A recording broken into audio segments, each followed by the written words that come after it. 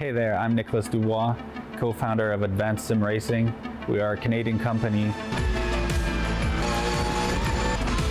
So what we did here today is for a real petrol head. He's really passionate about cars, as you can see behind me. We did a turnkey solution for him based on his needs. We try to gather as much information as we can on our client. And like we did today, we install a D-box system. We install ultra-wide cube control steering wheel. We try to provide the best quality for your budget. So let's say if you want a budget of 10 grand, we're gonna give you something that's the best for 10 grand. If you want 20 grand, then we always try to stay within your boundaries. We do try to make it as easy as possible. So the client, once we install everything, it's pretty much gonna be a turnkey. So he's gonna press start on his computer, and right after, we'll try to explain everything, how it goes, how it works, and then he's ready to go. Our aluminum is from USA, treated in Canada, cut in Canada. So we do sand all our aluminum piece just to make sure the powder coat sticks to it. And that's one of the reasons why we use powder coat, is to make sure you have the best aluminum finish in the industry. And our quality is beyond what you can get with any other competitors right now. We are really, really passionate about all the gear, all the cockpits, all the sim hardware, and that's why we want to create something that's really going to reflect our passion into our product. Come visit us at advancedsimracing.com. You can always reach us if you have any questions. You can call us, you can text us, you can go on Facebook, like our page, ask us questions over there, and we'll make sure to answer every questions there is. We are very passionate about what we do, and we try to make it as easier for you to go into the sim racing world, because there's a lot of gear, there's a lot of options, but let us guide you through your process, and let's hope you'll be an Advanced Sim Racing customer.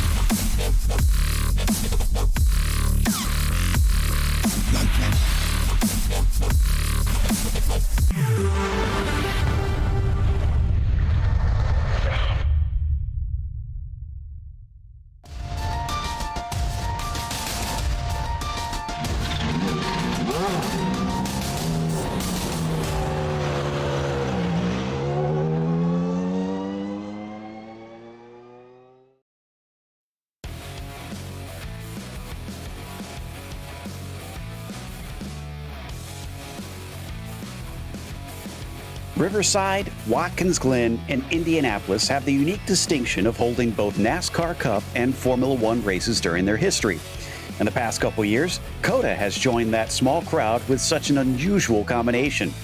But this is perhaps the most challenging of the quartet. So will this test be too much for some? We'll find out soon as we get ready to watch round 2 of the PRL NASCAR Cup Series. And you'll see it all live here on the Global Sim Racing channel. Hi, I'm Joe Peak, and with me in the booth is DJ Clark. Behind the scenes is our director, Ryan Bauer, and he's using cameras provided by Dougie Beard. Circuit of the Americas gets to celebrate its first decade of existence this year. Let's head to our track guide to see what it has to cheer for.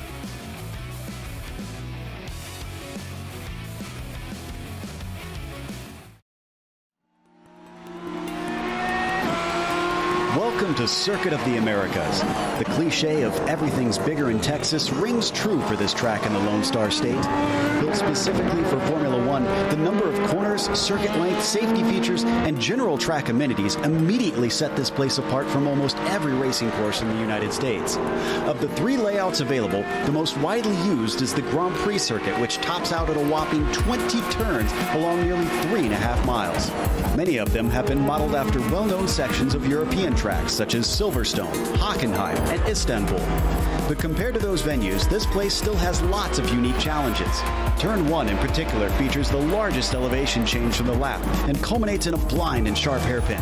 The penultimate corner is just as tough, with its off-camber apex and sudden drop forcing many to escape to the paved runoff on the outside. And though it was meant to lure F1, many other series have now raced here, ranging from IndyCar to WEC, IMSA, and even V8 supercars.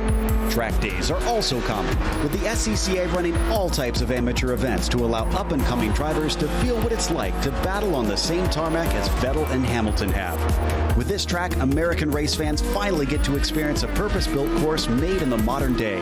Texas went bigger and better, and in the process, raised the bar for their peers.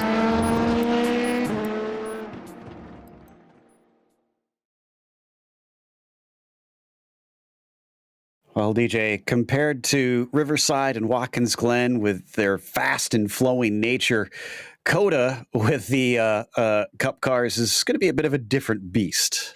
It is indeed, Joe. And with these new next-gen cars, they're really optimized to generate downforce, and that is all created at higher speeds. The only problem here is that really Sector 3 and the opening corner, as well as Turn 11, they're all very slow-speed corners, so these cars are going to be crying out for mechanical grip, although they are a hoot to run through the S's section of Sector 2.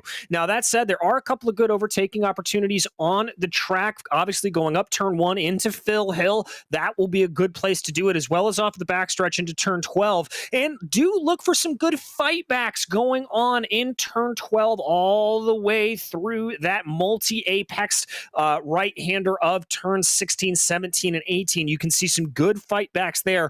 But I'll tell you what, Joe, these cars are going to be a handful, and I am not going to be surprised if we don't see a lot of drivers picking up that bonus point for 3 incidents or less. Yeah, that's going to be tough with all the paved runoff around here, and they can't run it like NASCAR does, where if there's pavement, they can go wherever they want. Incident points are accrued automatically. Before we get to the racing, though, let's mention that our broadcast is brought to you by ASR. Owned and operated by passionate sim racers, Advanced SimRacing designs and builds the sturdiest and most durable aluminum profile racing simulation cockpits available in the market today. Visit them at advancedsimracing.com. It's also sponsored by RaceLab. RaceLab helps you to improve your driving skills. With modern overlays, race statistics, and native VR integration, you can get the best out of iRacing. Start using it now for free at RaceLab.app. Today's broadcast is also proudly sponsored by ButtKicker. ButtKicker products add an incredible immersion and realism to any game. Feel every nuance and truly put yourself in the driver's seat. Check them out at thebuttkicker.com. And finally, the PRL NASCAR Cup Series is brought to you by NinjaTrader. Ready to compete against the financial markets? Supporting over 60,000 users across the globe, NinjaTrader provides award-winning trading software and brokerage services. NinjaTrader is always free to use for advanced charting, backtesting, and trade simulation. Visit NinjaTrader.com to get started with a risk-free trading simulator and start tracking your performance. Now, if we take a glance at the championship up to now, Richard Regan Jr. in that first round with his win has put himself at the top, but didn't get enough bonus points compared to some of the others, because look at Josh Daniels, only a single one behind, and then only 3 and 4 back to Acosta and O'Brien. A jump back to Chris Hudson, who is at 6 back. But we expect that should change up, especially after today, which is such a different track to Atlanta. What about the team's championship? Well, Joe, in that team's championship, it is just as tight at the top, with Love Racing only 2 points off of Private Label Team Hype. In Private Label Team Hype Black, only 2 points off of Love Racing. A very little gap back to SGE Esports Slipstream, only 10 points back from third, and SGE Esports Octane, only 3 points back from them. So very, very tight battles up and down that team's order. As for the race's details, we've got 34 laps that they're going to be running today. Now, they still have 5 total tire sets as usual, but they won't really need them here. You could take them if you want. It's not going to be the fast way. In fact, tires will be a big talking point in general. It is still fixed setup, so at least the drivers don't have to worry about that, but they have no spare cars. So if they do run into problems here, they're going to have to come down in pit lane and get it repaired, hopefully during their pit stop a little bit if they can last that long. 24 incident limit means that you are out of here as soon as you hit the 24 incident limit. So There is no drive-through penalty for them at this track. They have to make sure, oh, excuse me, there is a drive-through at 16, it looks like. So 24 incidents, though, still remains the DQ limits for these drivers. And we've just got the first ones getting ready to set a time. Josh Daniels starts his first flying lap, and the 77 hoping to have as good of effect as he does on the oval side of things. But even though we saw these cars here last season, the next-gen cars running here for the second time in the PRL, this is the first time they've had real-world actual data, DJ, to kind of go by on how this is going to go.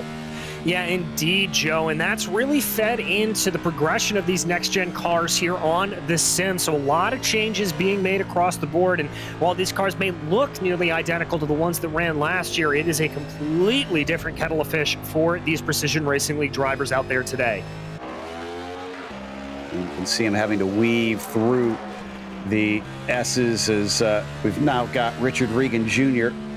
coming through, and he tries hard not to hit those little apex curbs, those pyramids as they're sometimes called by drivers, because they can upset the car. Looks like he is clean through that portion, climbing to one of the highest parts on the track, and then it's all downhill from there.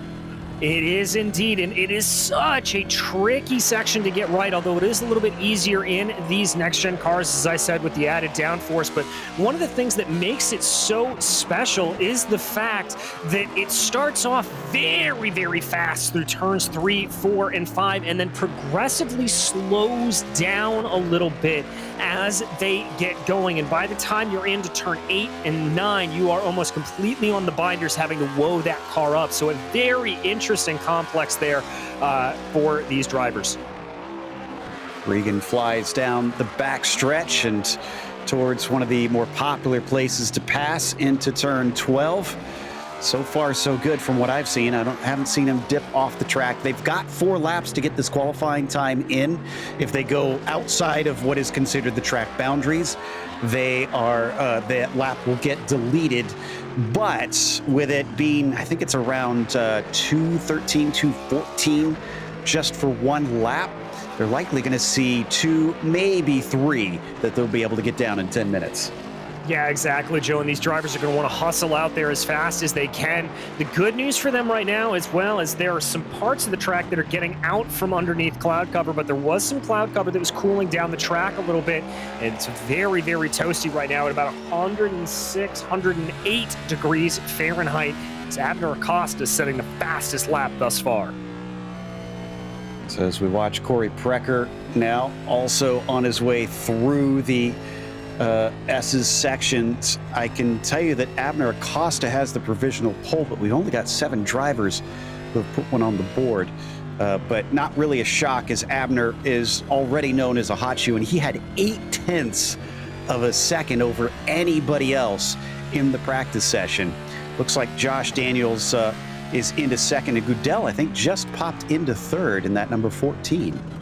He did indeed, in very, very close margins between second and fourth right now. Only about 0.2 of a second separating them, and Goodell less than a single tenth off of Joshua Daniels. This is another gentleman to watch here, Josh Conquer, as he works his way through the penultimate corner. I wouldn't be surprised if he puts a good time down on the board.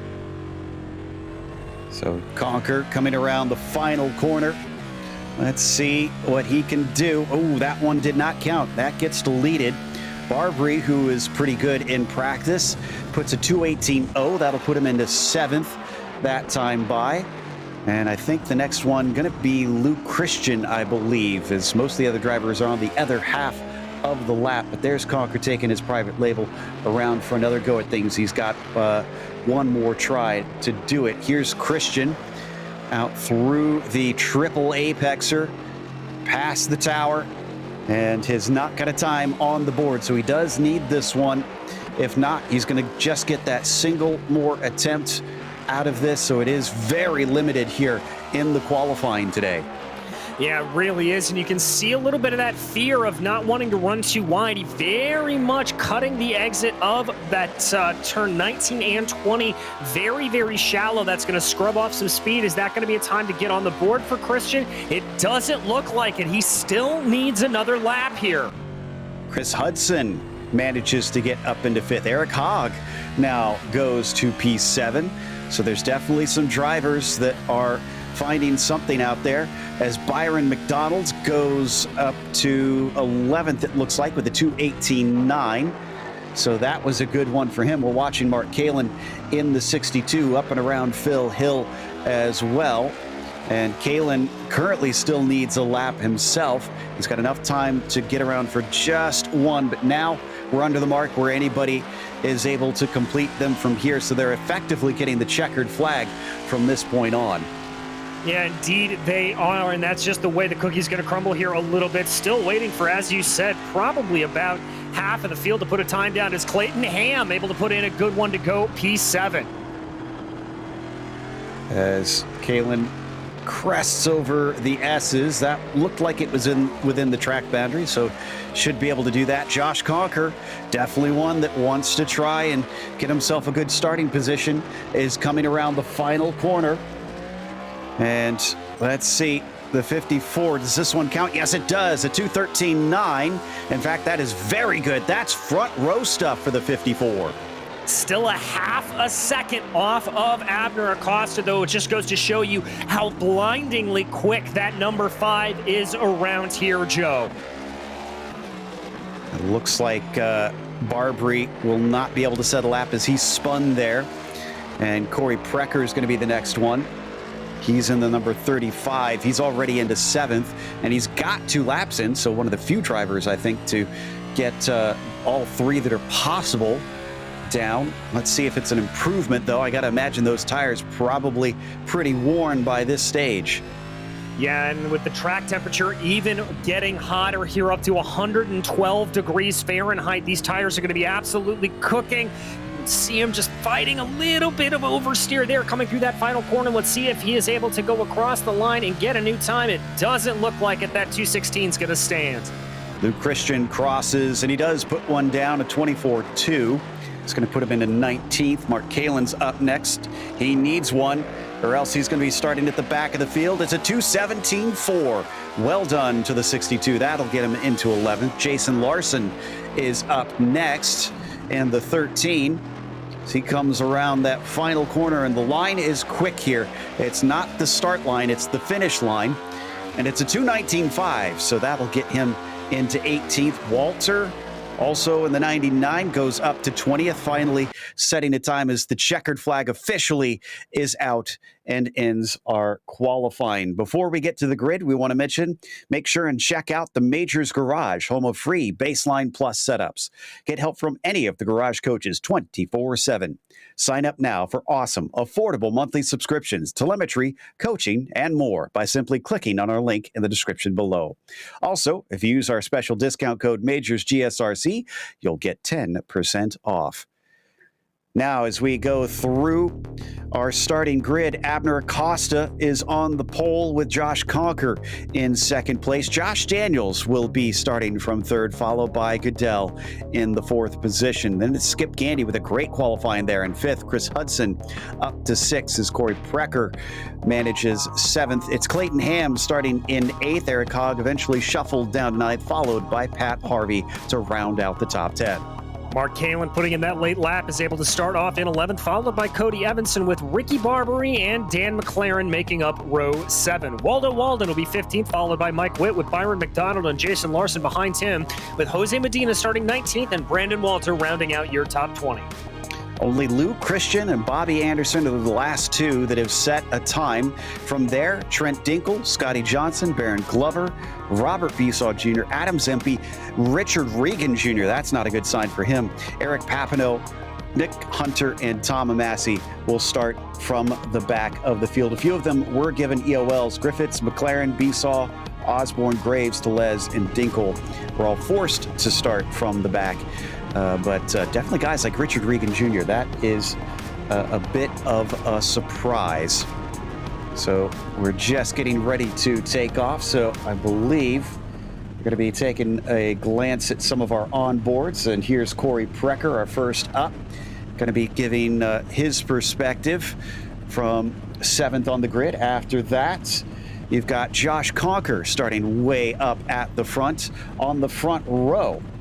And he's used to that position, but obviously we'll see how he fares here today from there. And it's Dinkle, who is great in practice, but Trent today is going to start from 23rd, so that'll be tough for him. And then from there, you've got Mark Kalin, who we saw late in the game, managing to put one up, and Mark is going to be starting from the 11th position. And you've got McDonald's as well, as Byron gives us his perspective. He's usually coming in to show us what it looks like from the mid-pack, as he does today here from 17th. And then finally, Richard Regan Jr. How high up can he charge from way down in the order in 28? That's the question. So we come around through the stadium section, and I also am curious to see what the pit strategy is going to be. Is it going to be one stop? Is two stop better? I'm betting on one stop, DJ, but I'm not entirely sure. My gut is going to tell me one stop here, but I think that you could see a little bit of gambling going on with the two stop. If you're maybe in the mid pack and need to try to work your way up forward, it may be worth a shot to go for a two stop. Conker versus Acosta. This is going to be fun to watch, but Acosta's looked incredibly quick here. So it'll be tough for Josh to try and keep up with him, no doubt. But that was one lap pace. What is it going to be like with the overall race pace? Because there was about 0.4 of a second, almost 0.5 of a second between them on the qualifying. Out of the final corner, they have to wait for Barney to wave the flag. They cannot go until then. Everybody's stacking up, looking for the call. And it's coming late, way up the grid. There it is. Green flag is out.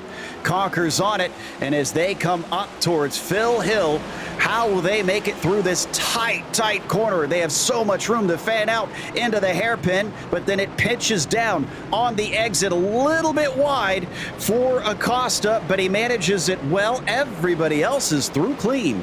Yeah, and Josh Conker really keeping up the pressure on Abner Acosta here in the early stages. I think he knows he doesn't want to let Acosta slip away. Now, as they work their way through the S's, a little bit of side-by-side there in the back, and you've got to be careful about that. Very easy to get bumped off track.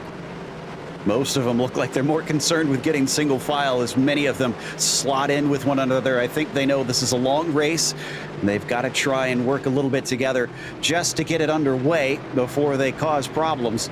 And coming down towards turn 11, it looks like Acosta and Conker are starting to put some distance between themselves and Daniel, who's in third. Yeah, about an 0.8 of a second advantage starting to form up as we've got a little bit of a dive bomb there in the back. I think that was Corey Precker going after Chris Hudson. A very aggressive move going down into 11.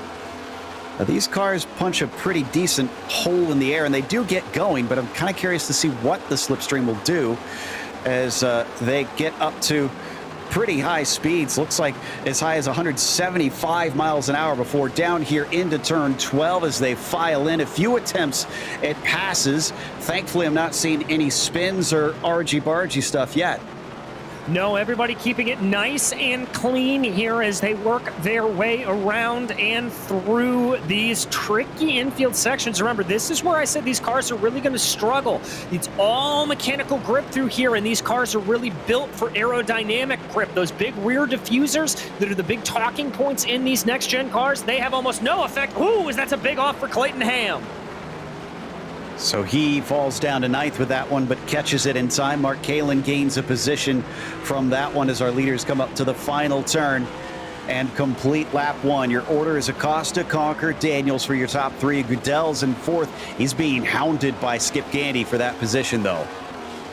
Certainly is. Gandy doesn't want to let that go away from him here as we ride on board with Skip Gandy. A little bit of a gap starting to grow there, but maybe he can close it down up towards Phil Hill. Here they go. Goodell just doing a little bit of a lockup there and managing it well. Scandy behind him also has Chris Hudson. You can see in that STP liveried number 43. Back and forth they weave through the S's again. Just wait till we catch the first car that winds up being the lucky one to plow into those curbs for the first time, though. Yeah, we've seen even in these big, heavy stock cars, Joe, you get too much of those curbs, it is a one-way ticket to the stratosphere. They will bounce you way up into the air. Well, I didn't get a curb, but it looks like Waldo Walden is the first one to fall victim to the difficulties of this road course as he spun off through the S's. He'll return to the track in 28th on the field. And Kalen has had a big, lazy spin coming out of turn 10. That was very tough to watch. Oh, man, losing so many spots after he was within the top 10 there. Looks like he manages to get the car rolling, but the question is, did he hit anything? So here's the end of the S's. It'll be another left-hander here. Yeah, just after this. Let's see what happened.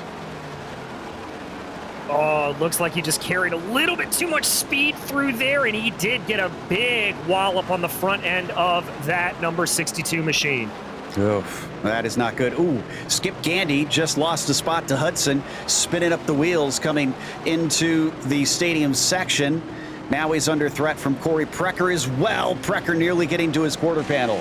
And Precker has been very, very aggressive here in the early stages. Remember, he was the one that was taking that almost dive bomb line coming down into turn 11. I think Corey Precker really wants to get a move on. He's in 7th. He started 7th, but he has got a lot of aggression underneath him in that 35 machine. Had a bit of an incident. We don't need to go to it, but Mike Witt nearly had a spin. Brandon Walter had to take avoiding action and got hit by Luke Christian. All three of them are still rolling. Corey Precker, as we watch his onboard cam, a little bit farther back from Skip Gandy. And Chris Hudson ahead of both of them after he inherited that spot. In fact, look at that. Hudson's on the attack up there through the dashboard that we can see, trying to apply pressure to Goodell. Yeah, he certainly is, and he's been able to gain in. He was about 0.8 of a second faster over the entirety of lap 2, so a lot of ground to make up here for Chris Hudson. I loved seeing that onboard camera, though, from Precker. You could see just how calm he was. That's how you've got to drive a race like this, Joe. You can't let your emotions bubble up. You've just got to keep it all contained. And after all that, we're just on lap 3 out of 34. We've got a long ways to go, so there we saw the perspective from the 43, catching up to Goodell in the 14. One of our closest fights here at the top of the field as they break for turn 11. Here's where they both want as good of a launch as possible off this hairpin. Yeah, exactly. And there you see Chris Hudson's car squirming a little bit. I think there was a hair of wheel spin for that number 43, and that's going to allow for Goodell to stretch his legs a little bit down the straightaway. So that separates them. And breaking into turn 12. Ooh, 43 looking pretty good there. Can he make the apex is the question. Yes, he can. So looking like he is very handy. Ooh, and Corey Precker just lost 2 spots. Eric Hogg and Clayton Ham just went by into turn 12. Not sure if that was a slip up from Corey or what caused that. I'm looking back at the replay right now, Joe, and it just looks like that the 25 got down to the inside of Precker, forced him offline, and Eric Hogg able to just take it right back and continue on in the train. So Ham now leads the 4 that you see here. That's Hogg behind him. Precker the next in line in 9th overall, and Trent Dinkel sitting in 10th. Trent Dinkel, by the way, one of those that was not allowed to set a time. He's gone from 23rd here to 10th. That is impressive in 3 laps, frankly. Yeah, it really and truly is, Joe, and he's about to pick up some more as that's him on the back of Precker right there. I thought he was going to be able to get a jump coming out of that final corner. Now he's going to line him up going up Phil Hill. He's going to look to the inside. Is he actually going to go for the move later on the binders, slotting right in behind Eric Hogg? Beautiful stuff there, trying to force Precker a little bit wide. Like I said, he was very quick in practice. Oh, and they're bringing that NASCAR style of racing here to an F1 track as they bang doors, and he'll have to fall back. So Precker is going to be a tougher nut to crack than he anticipated. Yeah, there was some good defense there from Corey Precker. You can carry a little bit more momentum around the outside, but he knew that that first set of the S's, turn 3, is just a kink into the road, and when you've really got to kind of slow the car down a little bit, and it cuts to the right in turn 4, and he just did that perfectly, but Dinkle not letting him go, definitely keeping it close, as here's another good battle between Hudson and Goodell. Hudson finally able to get by. Oh, big lockup down to the inside. That skipped Gandy back there. I thought he was going to run clear into the side of the 14. Thankfully, he got it woed up. And Hudson now up to 4th, 2 positions gained. And up ahead of him, it's going to be to the podium. That's about 2 seconds up the road. Those 3 are still exactly where they started. Let's see if Chris can disrupt that. He may be able to here as we ride on board with Luke Christian, taking a little bit of a look down to the inside of that turn 11, and it's going to be a drag race. They fly down the back stretch. Who is later on the binders? And it looks like coming into turn 12, poking his nose out, it is going to be Richard Regan Jr. Oh, and somebody off here. Multiple cars off coming through the stadium section. The 25 tries to find an opening, just gets it whipped around in time. That's Clayton Ham. I'm not sure what caused this. Let's take a look. This is coming through 13, and he loses it all on his own. Does he affect the other one? No, both of them spinning in sympathy, and unfortunately the 35 is the other one there that gets caught out. That's Corey Precker. Indeed, Joe. Precker getting caught out as well, as you said, just taking a little bit too much speed through the corner. I wonder if he tried to apply the brakes a little bit with the steering locked up. I can also have a report that our points leader, Richard Regan Jr., hadn't off that previous lap coming up through turns 9 and 10. You can see some damage on the right front of the car. Regan not having the best of races out here.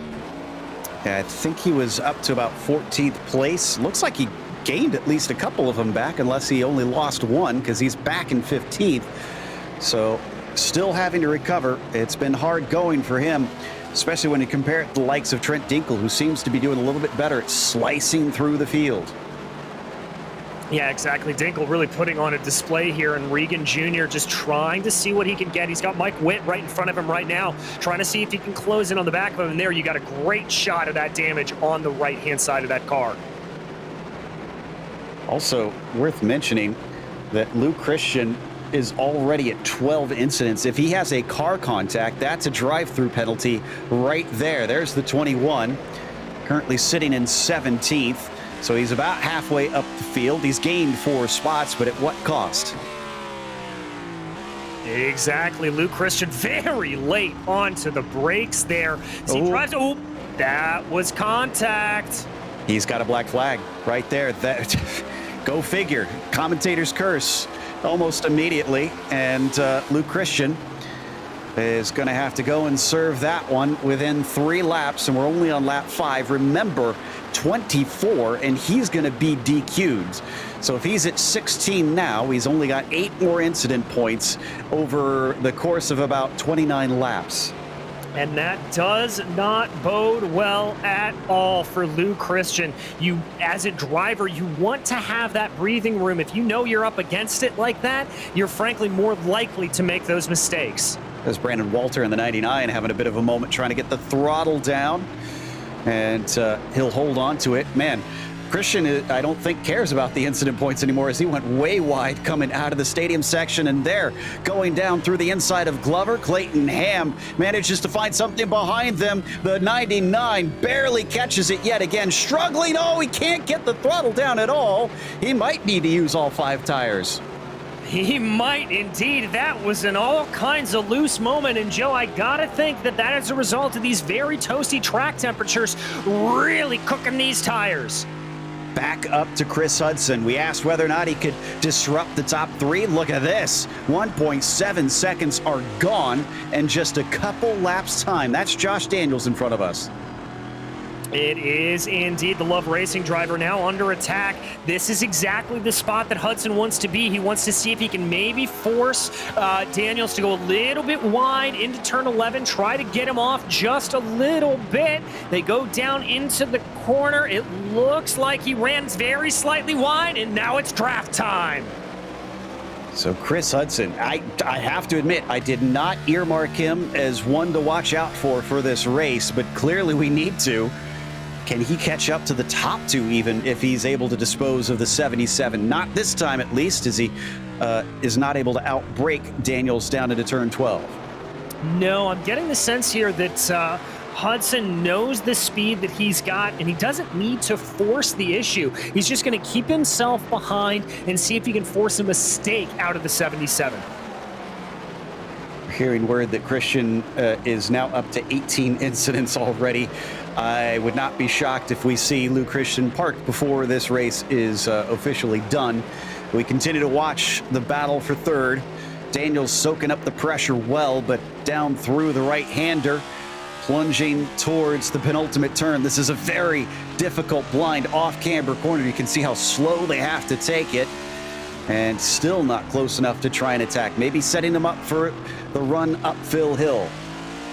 Maybe indeed. I think didn't get the perfect launch off of the corner, but took a little bit of a later apex to carry some more momentum through there. So a good strategy by Chris Hudson. Let's see if he pokes his nose. No, he's going to take a wider line going into the corner, jumping back here to ride on board with Skip Gandy, who's chasing down Ryan Goodell in front of him. Yeah, this is the battle for fifth. And Goodell going much wider. That is such a strange corner. It seems like I've seen a variety of lines that work in just about every different type of car that has run here. And there we saw a good illustration of that with these NASCAR Cup cars down through the S's once more. Gandy just following Goodell as he weaves back and forth through that slalom. Yeah, just a never-ending back and forth here of this S's section. Now, as you exit out there of turn 9, you're able to get on the power a little bit more, maybe a little bit of a feather of the throttle, depending on how close you take turn 10. And then it's back heavy onto the binders here for the hairpin. Again, we riding on board with Chris Hudson as he is trying to close in on Josh Daniels. You saw, again, a later apex. Hudson trying to take as much momentum as he can through the corners. Also want to make a note, I don't think we mentioned it, but Eric Hogg, when he went into pit lane, that was due to a meatball flag. So he had an unsafe car, according to the stewards, was forced to come in and take repairs, and that's why he's gone missing from the track and has been waiting patiently for that to get fixed. Not sure what caused it. We'll try and track that down. Meanwhile, look at how close Hudson is now to the back of Daniels. He is just filling his mirrors. Yeah, he is really trying to force Daniels into a mistake, and I want to give Josh Daniels some credit here. He is withstanding this pressure incredibly well. He has not put a tire wrong since Hudson has rolled onto the back of that number 77.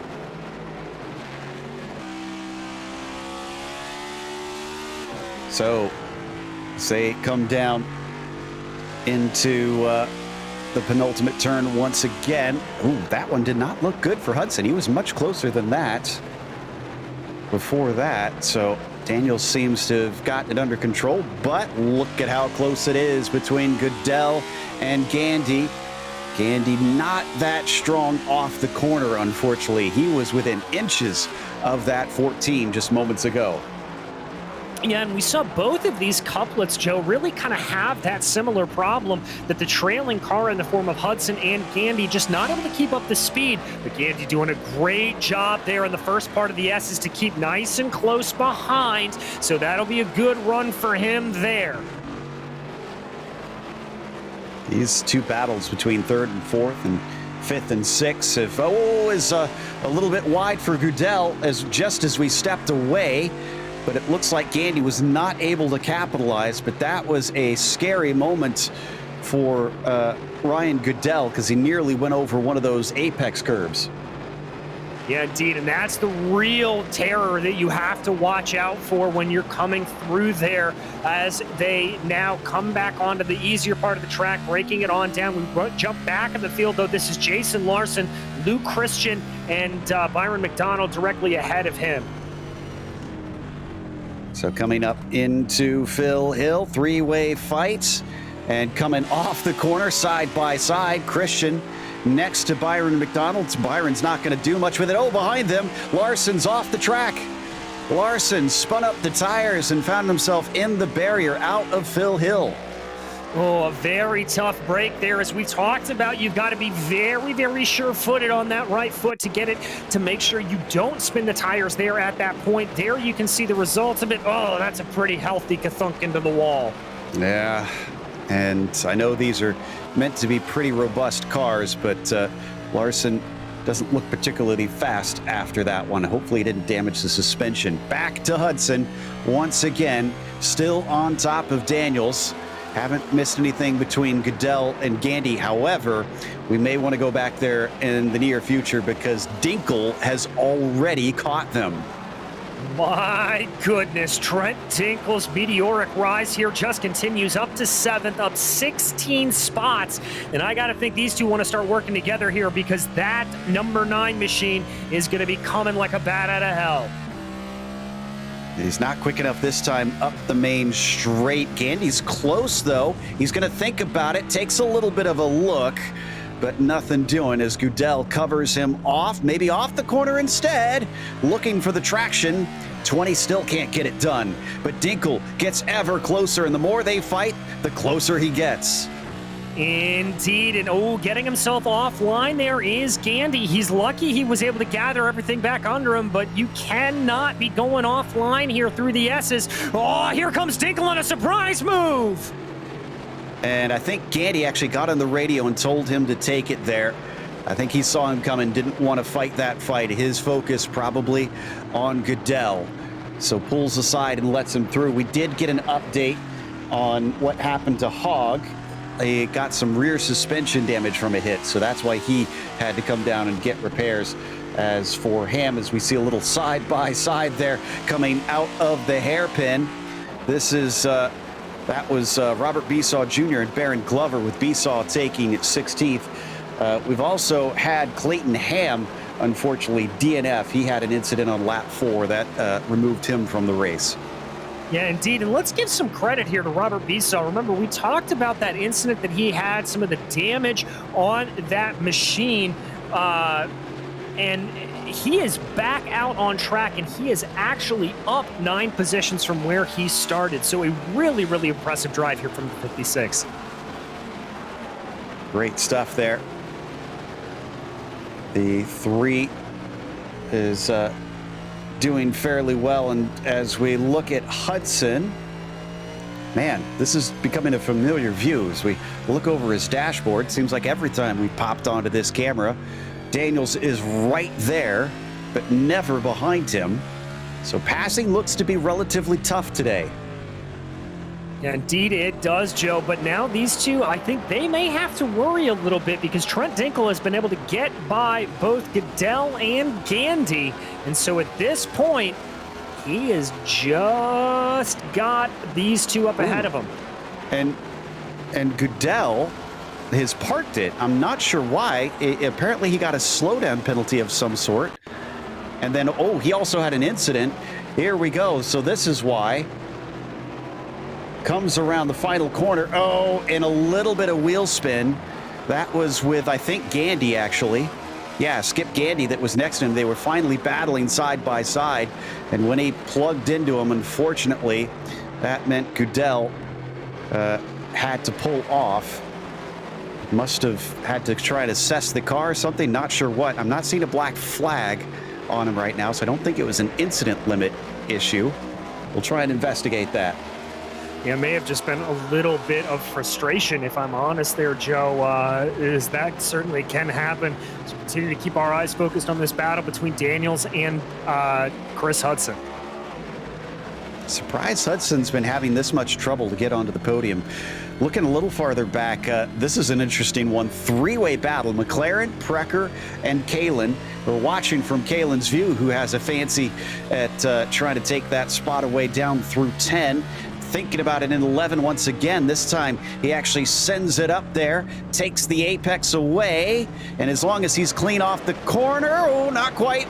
Tail kicks out a little bit. Now it's a drag race.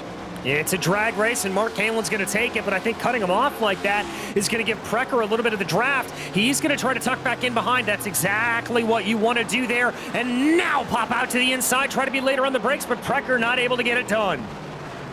Oh, and ahead of them, that's Rich Barbary. Barbary goes around and does a donut before returning to the track, just outbraked himself and left 2 long trails of rubber after him into turn 12.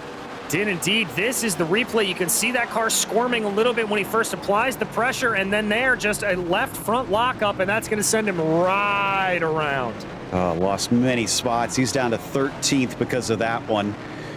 This almost looks like this is going to be a race, DJ, of who can keep it on the track and pointed forward the most. It is looking tough.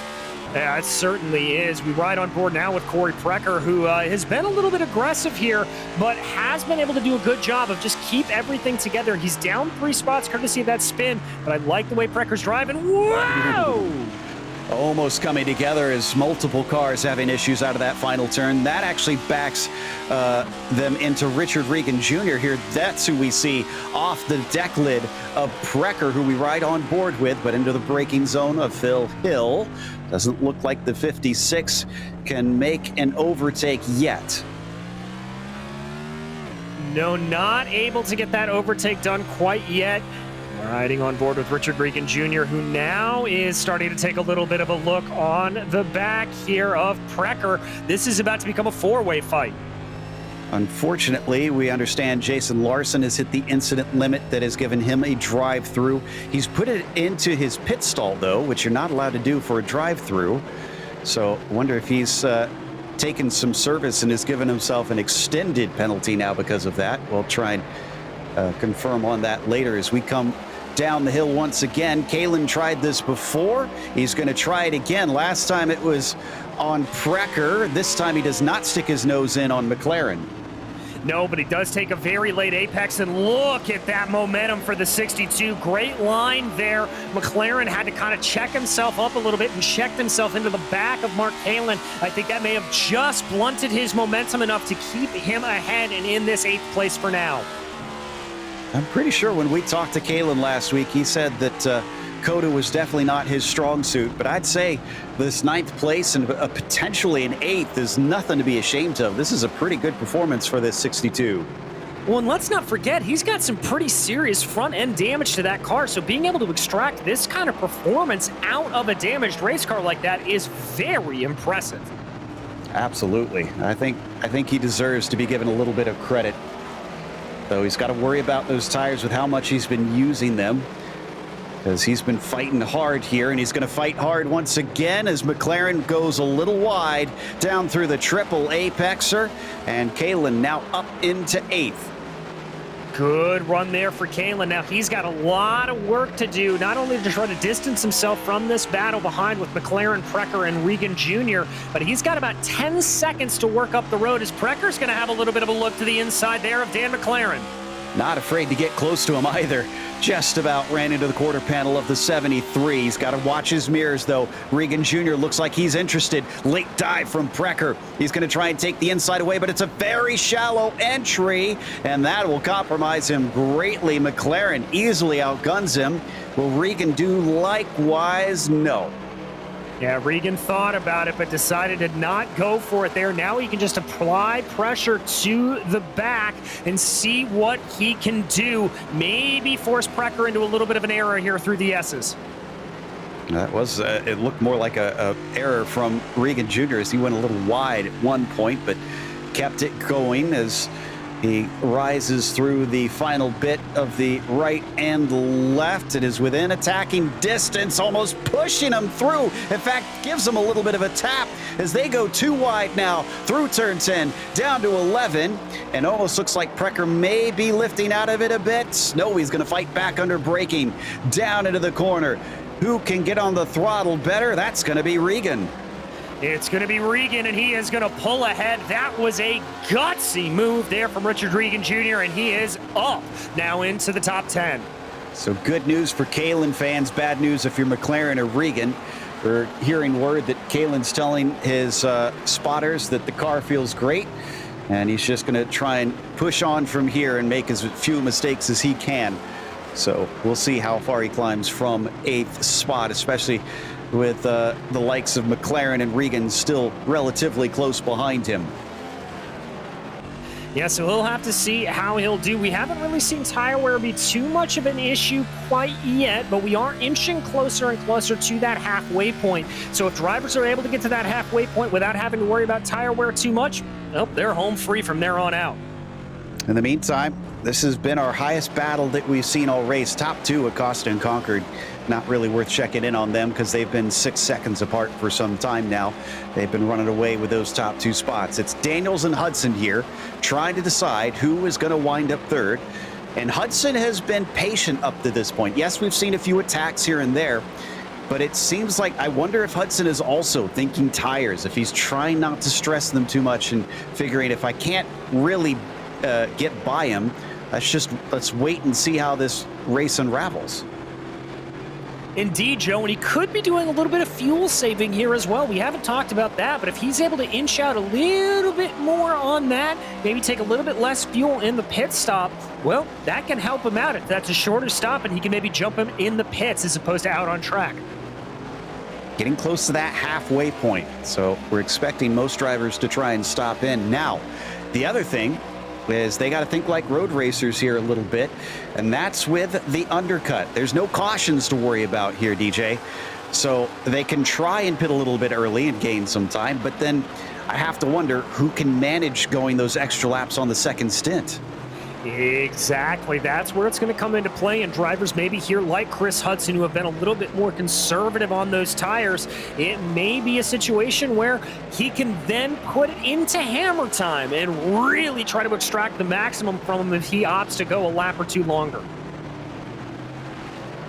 So the 43, as we switch over to Abner Acosta, to the scene of his, I believe, his first Cup Series win in the PRL, where naturally the Roadmeister came and stomped everybody here.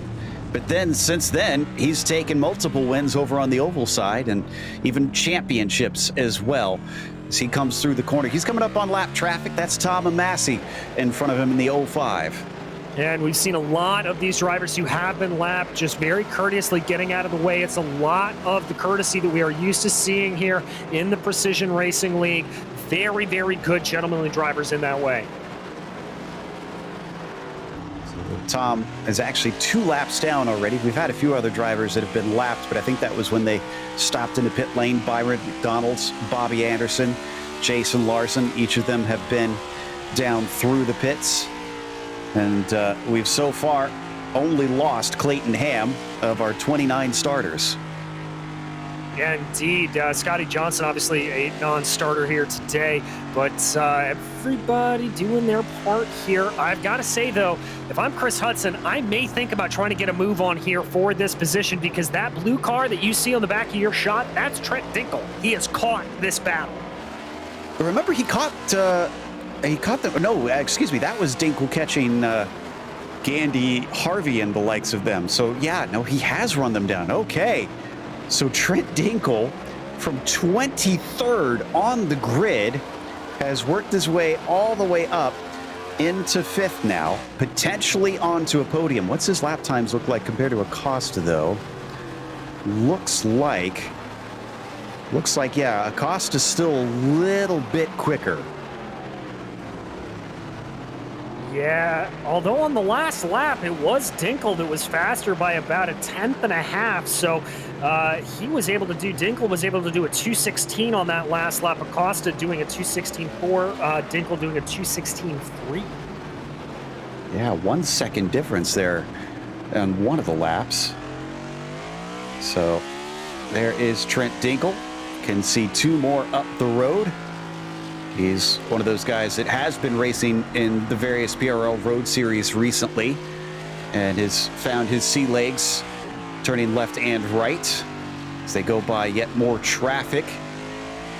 And he's not the only one that's made a ton of gains. Richard Regan Jr., naturally, we'd expect him to be moving forward. And he's up 19 right now, up from 27th. Again, both of them, though, did not set qualifying times. Exactly. So they are on a good charge, though it has to be said. The other driver who is up double digits right now, well, that is in 15th place, the number 3 machine of Robert Besaw Jr. He's doing some good times as well. He is up 10.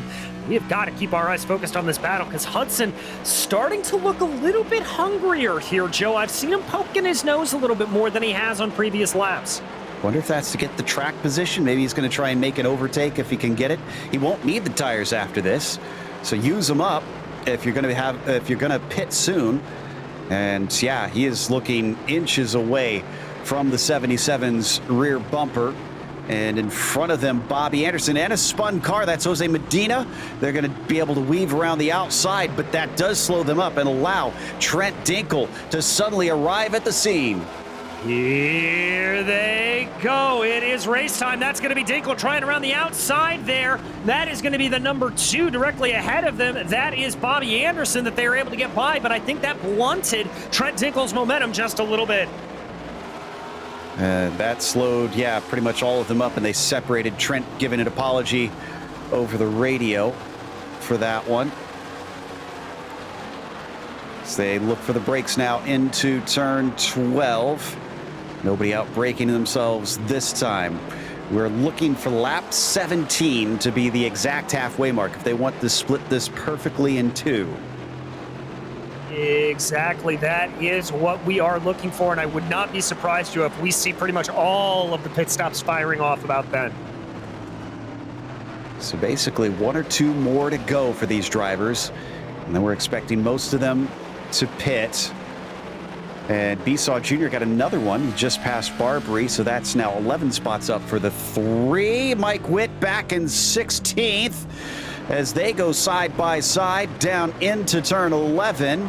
And Witt is going to be the stronger one. No, excuse me. Yes, Witt is the stronger one off, and Barbary falls behind. And Joe Dinkle is in the pits. Oh, interesting. So Dinkle seems to think he's fast enough that he wants the track position, and then he can hold them off if he starts to lose a little bit of grip later. About a lap or 2 early for him.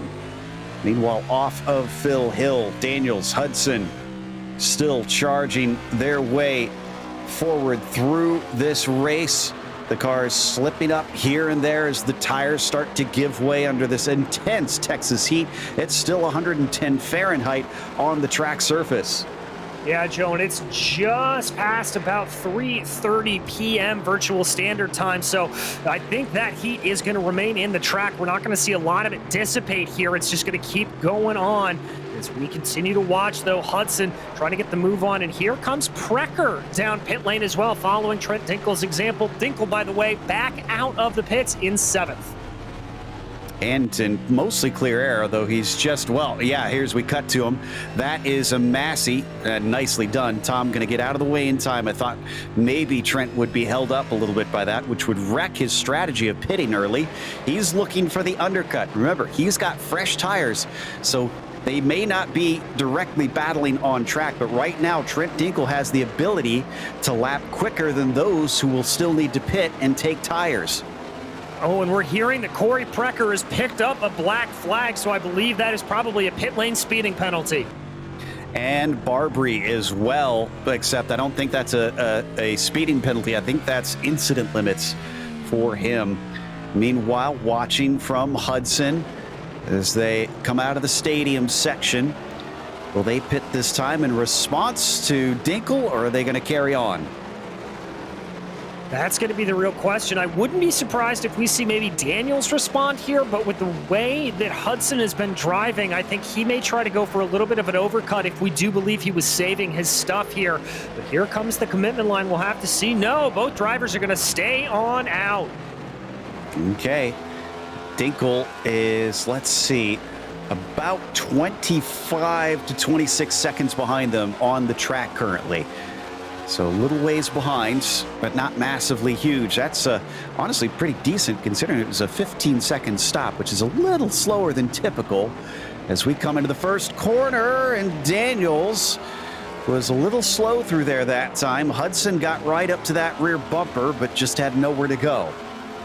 Yeah, wasn't really able to get it done, but that's just that constant pressure. Now as they come on some lap traffic, it's going to get very interesting as well. Jumping back, though, to Ryan Goodell. Goodell is going to pit. And there you go. So Goodell, the latest to come in. Haven't seen really many others pitting in. And Trent Dinkle, who is he talking to here? It's Pat Harvey, as there was a little bit of miscommunication. Lapping Pat is what he was chatting about. Ooh, and this time that looked like a more serious attack from Hudson, trying to pull the over-under on Daniels. It didn't quite work, but, well, this could be it. This is the go time maybe for the 43. It is indeed, but I have got to say, these two have got to stop squabbling. They have got to get the power down, because Trent Dinkle was setting a personal best through the last lap. He was actually purple in the final 2 sectors after pitting, Joe. So I think he is easily going to jump these two if they don't pick up the pace. Absolutely. It looks like we got a few in pit lane, some for black flags, but Papineau is a one that is scheduled. He's going to return in the 37 car. It looks like at about 19th. So we're now seeing it kick off. And as we come down through the triple apex, where is Acosta? Acosta carried on. Interesting. Acosta did not pit, but Conquer did. Daniels is now approaching pit entry. Daniels carries on. Hudson carries on. Interesting. Very interesting. And here comes the flip side of that undercut that we talked about, Joe.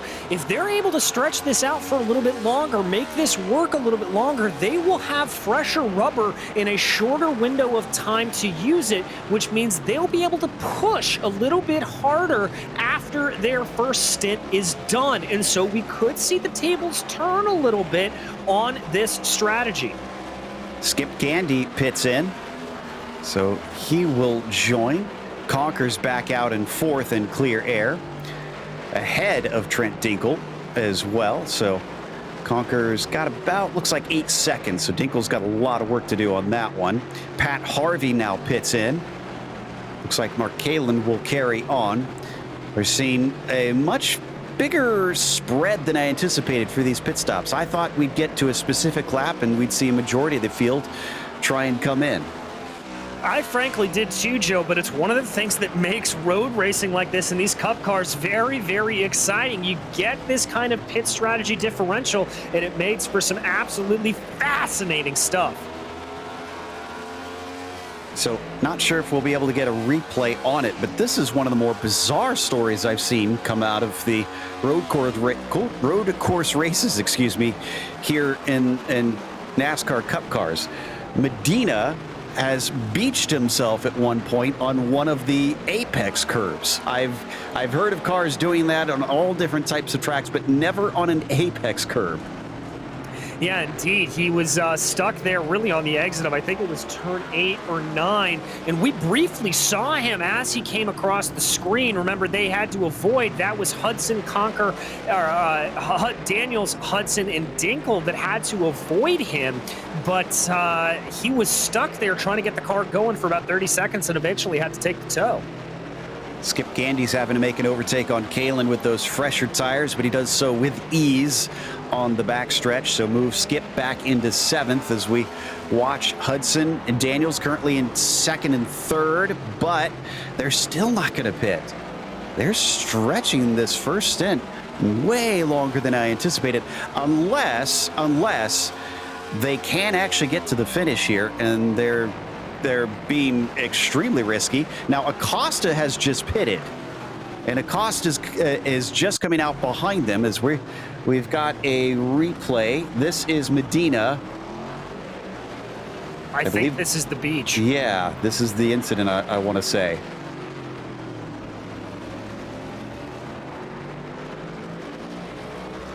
Seeing, looks like this is into the stadium section. They don't have the apex curves there, so I guess we didn't quite find it like we thought we did, so we'll try and come back to that later. Ooh, Richard Regan Jr. also pits. We have other hard chargers. Things are really settling in now. Trent Dinkel is back into 5th now that a few around him have pitted and he's passed them by. But he's waiting on Hudson and Daniels, the only two amongst the top drivers that still need to come in. McLaren carries on, but he's sitting in 7th as well. And I think most everybody else has stopped. Baron Glover, Baron Glover is going to carry on here onto lap 19 as well in the number 93. So a scant few that are trying an alternate long first stint. Yeah, indeed.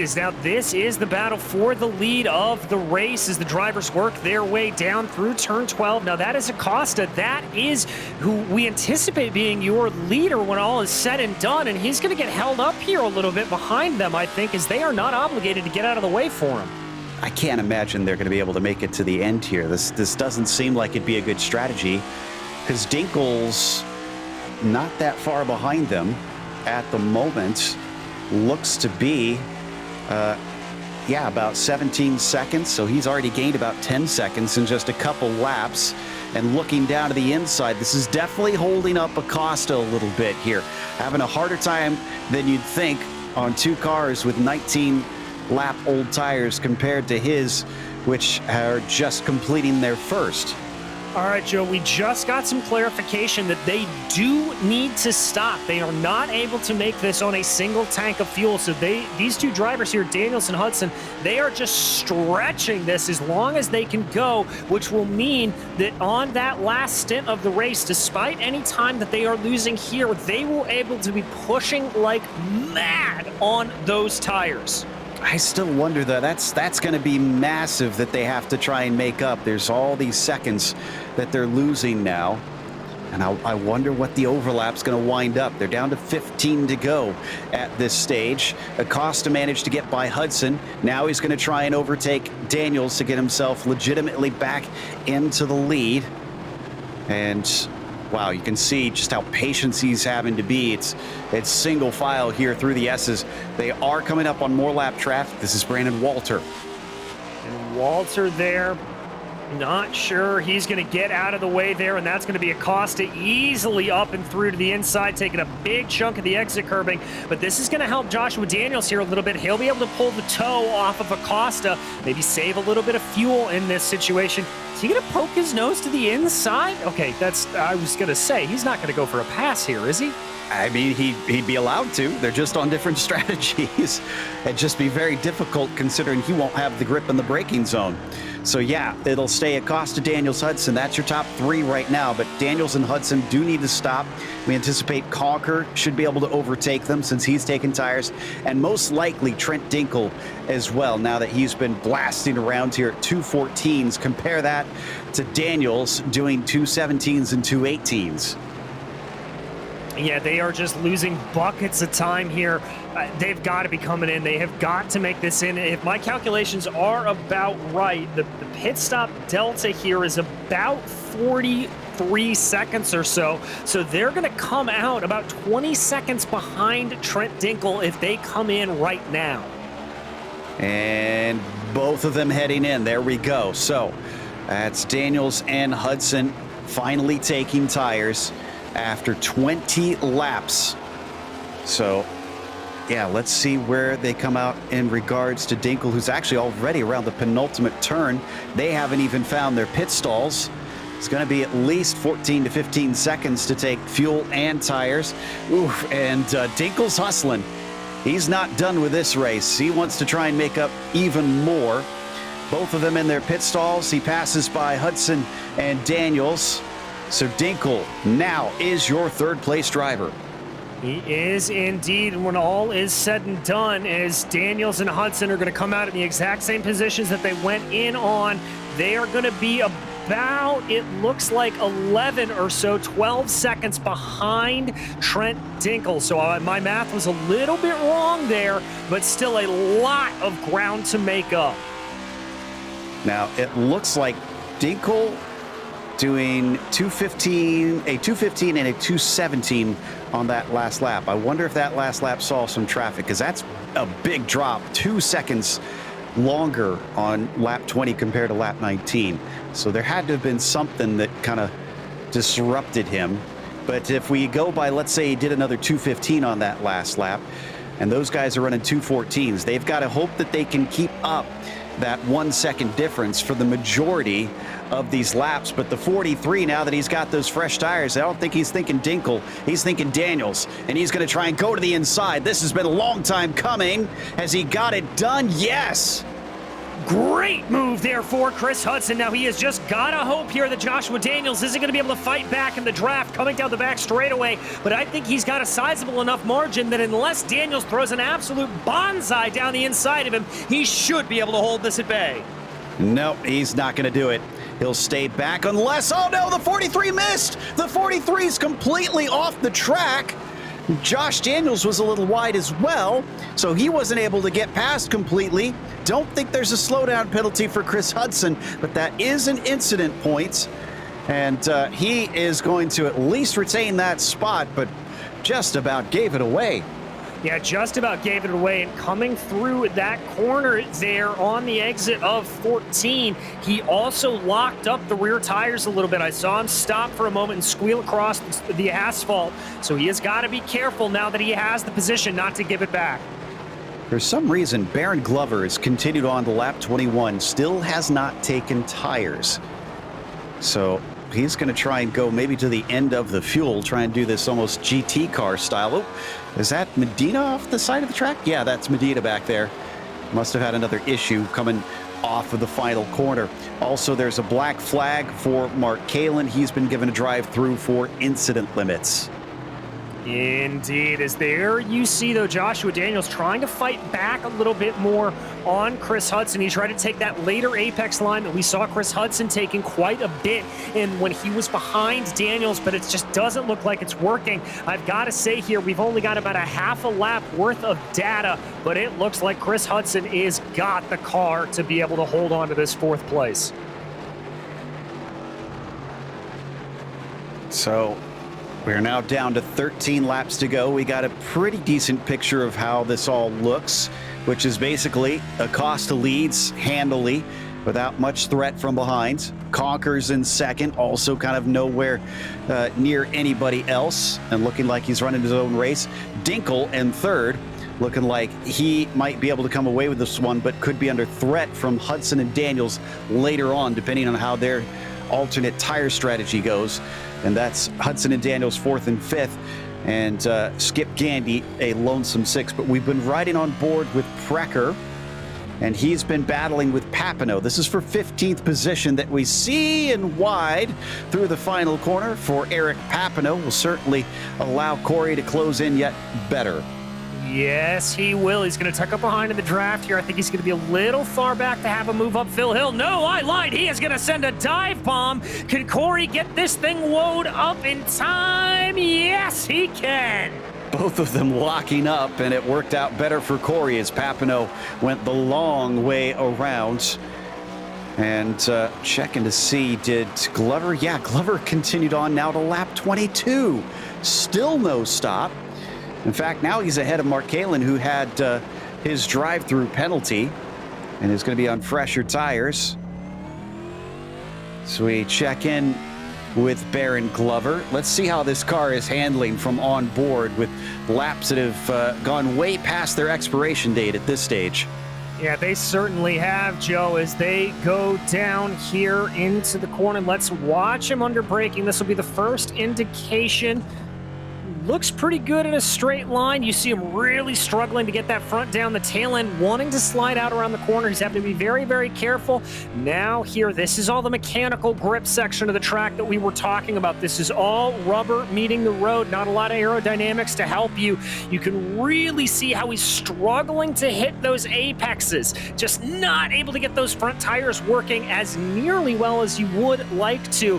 But I've got to say, he's handling it relatively well, all things considered. I was checking his apex speeds. He got down to around 40 miles an hour, and I'll have to look to see what the others are doing in some of the slow turns. But he's creeping along, and he's finally given up the ghost as well at the end of lap 22. So Glover puts some fresh boots on, And damage on the right-hand side from earlier in the race as well.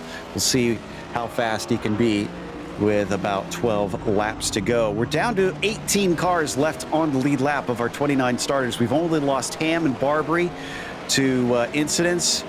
And, Goodell's been in there for a while. And Goodell's got a black flag as well. What happened to him? Did he got to hit the incident limit? I'm not sure, Joe. We'll have to go back and double check. He's not hit it from what we can tell. No, it's at 16X. So that would be a drive-through. If he's hit the 24, he would disappear. So he would definitely be gone if that was the case. But not sure why he stopped in his pit stall as we watch the 36 here. This is Evanson just in front of Precker. Now, Evanson has 2-lap fresher tires, so he should theoretically be quicker, but Corey Precker has been gobbling cars up. What happened to the 62 now? Got a replay here. Sure, yeah, we're going to go back and double check this. Looks like he ran very wide there. Oh, apex curbing coming back to bite Mark Kalin. Surprised it took us that long to really see the first driver to plow over them. And that showed you on 2 wheels when he hit that thing. And it nearly spun him into the barrier even at those low speeds. Kalin down to the end of the backstretch to try and catch up to Dan McLaren. Or Dan McLaren is trying to catch up to him and tried to go by. Just about surprised him. And McLaren is on the edge and over the edge now as he twice in 2 corners goes way too far deep. Indeed, he does. McLaren looking like he is just overdriving that car a little bit, and that's one of the things here in this tricky infield section. You've got to let the car drive itself. You can't try to overdo it, or it will come back to bite you. Didn't know these were Teslas. You can drive themselves now? I see what you did there. Yeah, so as we watch the battle with Corey Precker ahead of Evanson, man, he made that look easy. We stepped away for just a moment and already swamped him. They've got Papineau and Walden back there as well. So this could become a fight, or they could spread apart, because it does look like the distances are getting bigger as there is a big slide from Evanson. So Cody struggling here on lap 23. To try and keep this thing together. Oh, he is lucky he did not hit the inside wall there on that one, Joe. Car does not look happy here late in the race for Cody Evanson. Is he going to lose another one? Papineau trying it around the outside. Could cut back underneath through Phil Hill. No, nothing doing. And they are about to become the latest to be lapped. You'll see a yellow machine behind them. That is Acosta. And speaking of Abner, because we haven't really given him all that much love, he has been maintaining a massive gap up to Josh Conker. It's about 15, 16 seconds right here. Really, really good job for him, just patiently wading his way through the traffic. He knows he doesn't have to get by them all at once. He can do this slowly. Indeed. That's still 15 seconds back to Conker. And that's with 1 lap fresher tires than Conker too. So he's not under threat currently. And we know that he's been pretty quick comparatively. Under braking. Oh, and this is what he's got to watch out for. And he goes very wide to try not to get run into by Cody Evanson. Thankfully, everybody manages to come out the other side. And Evanson does not run into our leader, but great heads up by the 5 to see that unraveling and give plenty of space. Yeah, indeed. Just a heads-up play there, and that's what I talked about a little earlier on, that you want to have those sort of safety cushion moments with your incident points. You don't want to have to be running up against the wall, because you may have to take an incident like that to avoid a bigger thwack from another driver. This carries on, but I wonder if we could take a glance at Hudson and Dinkle. Now, I think Hudson was playing a little bit of possum because he's dropped Daniels like a bad habit, so he is solidly in 4th. I have to confess, DJ, I was skeptical about your theory of being able to charge at the end, but Hudson's actually making this work. He's run 3 214s in a row. while Dinkel has had a 216, a 216, and a 217. So he is gaining. Yeah, he certainly is, and he's got about 7 seconds to gain here, so it may be a little bit too little too late, but if he continues to go on the pace that he has been, we're talking about 1.5 to 2 seconds a lap that Hudson has been able to gain. So this isn't out of the realm of possibility that he could gain back in on that third place. Got a replay on the 62, who couldn't hold it down through turn 2 and lost the rear, but did a good job locking him up. And he didn't hit anything. He lost a position. That was McLaren, you saw scream by in the 73. But problem management, I guess you could say, for Mark Kalin, keeping that from becoming a worse issue. Yeah, indeed. Kalin not having the best of races here is remember, he has that damage to the front of the car, so that is going to really affect him, specifically through that area that we just saw, coming through that fast sweeping part of 2, 3, 4, where you're not really using the binders as much and you're using a little bit more of the aerodynamic weight of the car to get you through the corners. I wonder if Dinkel responded or Hudson had some traffic, because Dinkel ran a 216.9 last time. Hudson ran a 216.9. They've matched each other, so that removes a lot of the gains from Hudson. That lap going to waste. Man, Kalin is having a heck of a time out there, and he's going to lose one to Mike Witt unless he can fight back. He's going to try side by side, but he's been very sketchy on the throttle at times as he's down to the inside, coming through the last of the stadium section, and successfully defends. Nice job there for Mark Kalin. Now he's going to have to be a little bit offline, though, going through the triple apex right-hander here, but it doesn't look like that he's able to respond, so Kalin able to hold on to that spot. Never say die attitude here out of the 62, that's for sure. But if he's having trouble now, 9 more laps on those tires has got to be difficult. Smoking the inside left front there on Mike Witt. Even with that, oh, I thought he was going to have it, and then he spun it up in the second phase. There goes the 62 back again. All right, give and take here as now they go down into Phil Hill. Mark Kalin holding off Witt. See if he can get the throttle down here. This is where he spun last time, but it's Witt that has a big wiggle coming off of the hill. So finally, Kalin manages to clear himself, at least for a bit, but for how long? You got to wonder. Both of them seem to be having a heck of a time. I'm watching Dinkel to see what his time is as he crosses the line, and it's a 2:16.8, so actually speeding up a little bit. I wonder if the 9 has got the message from somebody that he's being hunted, even if it's from a bit of a ways away. Hudson with a 2:16 flat, so 0.8 knocked off that time. Yeah, not nearly as impressive as the seconds that we were seeing knocked off, but I think for Trent Dinkel, if he's able to keep that relative pace that he has, that should be enough to hold him down here for now. Good news for Dinkel is I'm not seeing traffic for quite some time. He's got Barron Glover well up the road, maybe Adam Zemke they'll catch before this is over, but otherwise, this is down to just pace. Dinkel can focus on what he's doing and not what he has to deal with. Yeah, indeed. As we jump back here, this is Waldo Walden trying to chase down Eric Papineau, one of the closer battles we have on track. It's coming down under 0.5 of a second right now as they work their way down the backstretch. We've come down to only 12 cars on the lead lap right now on a 2+ minute lap. That's pretty impressive what Acosta's been able to do here in these tricky cars as we fly through the turn 12 and then into the stadium section. Walden, Papineau, Zemke all fighting for 14th. Recently have been put a lap down here, and all of them tiptoeing their way around these corners on top of it. Looks like Zemke just not able to hang as he starts to drop. Meanwhile, the 54 of Josh Conker going to be the next one up to try and lap them. Still at 15 seconds behind Acosta, and that distance has not changed in the last few laps. No, it really hasn't. I get the sense here that Acosta is just kind of coasting this home a little bit. He knows he's got a little bit more in it if he needs to, and Conker, for his part, he's got about 12 seconds over Trent Dinkel, so he doesn't necessarily need to push all that hard as well. Back to one of the most entertaining battles we've had all race. That's Kalin and Witt. We're on board with Mike Witt.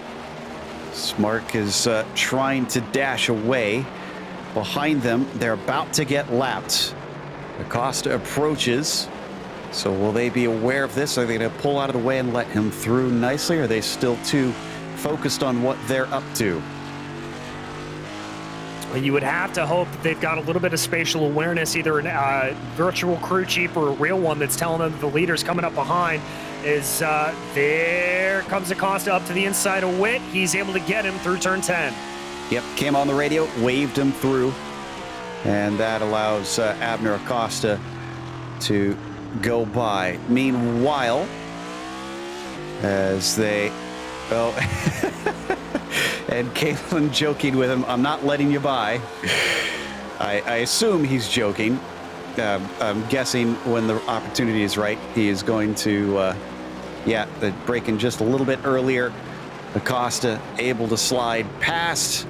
And Kalen goes a little bit wide in the process. Doesn't lose too much to Witt, who he's been battling with. A Massey, in the meantime, was the one that you saw way off. Yeah, it was there. And so that is another couple of cars dispatched there for Abner Acosta. He's going to have a couple to deal with there coming up, I believe. But it's still relatively smooth sailing. Gap holding strong at 17 seconds. So last time for Dinkel, a 2:16.3 at 2:15.9 for Hudson. And he is booking it at this stage. The other drivers running 2:16s and 2:17s, and Hudson showing them one better. Meanwhile, the 5 coming off the final turn, going to get the 6 to go this time by. Going to add to his win list. I need to try and dig up how many victories Acosta has had on the Cup Series, if not overall in both of the Oval Series, because I'm curious at this point how many he's managed. It's I want to say overall close to about 10 on the Oval side.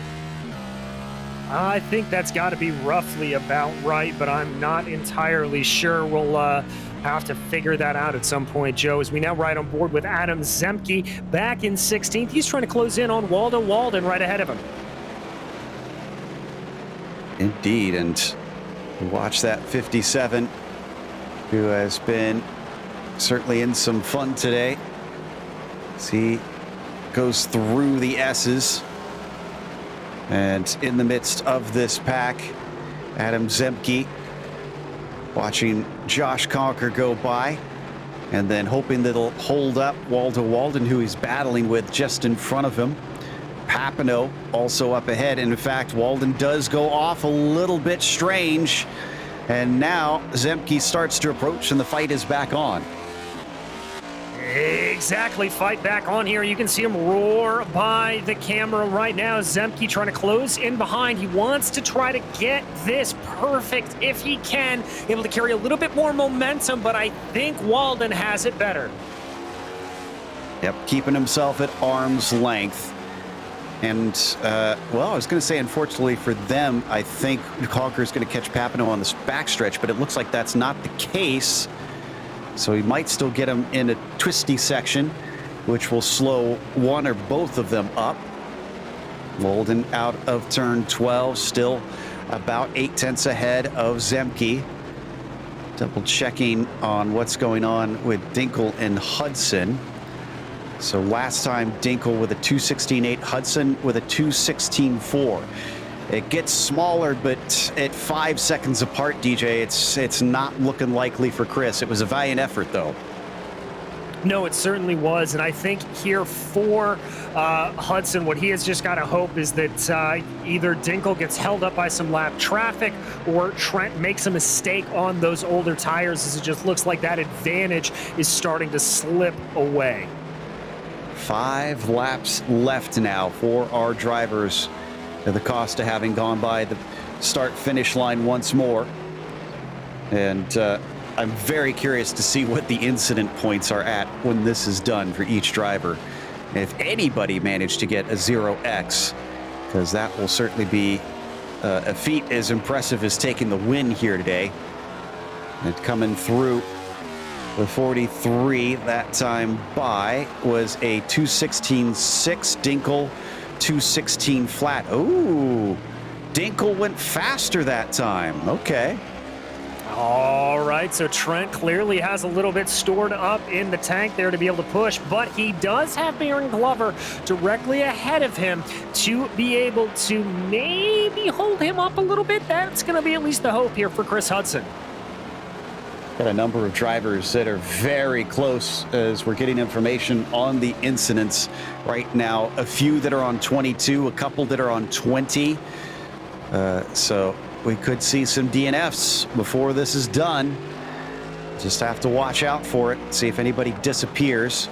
We've lost Evanson as well, as he has decided at the 22 incident mark he's unable to continue, even though he could if he wanted to, just doesn't want to be a risk to others around him. We're watching Richard Regan Jr. now, up to 7th from where he began. 20 position gain, exactly the same as Trent Dinkel currently.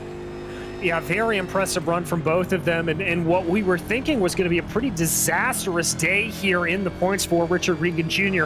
actually going to be a relatively saving grace for him. I think he's able to manage this well. I think he'll obviously maybe lose the lead a little bit in that championship.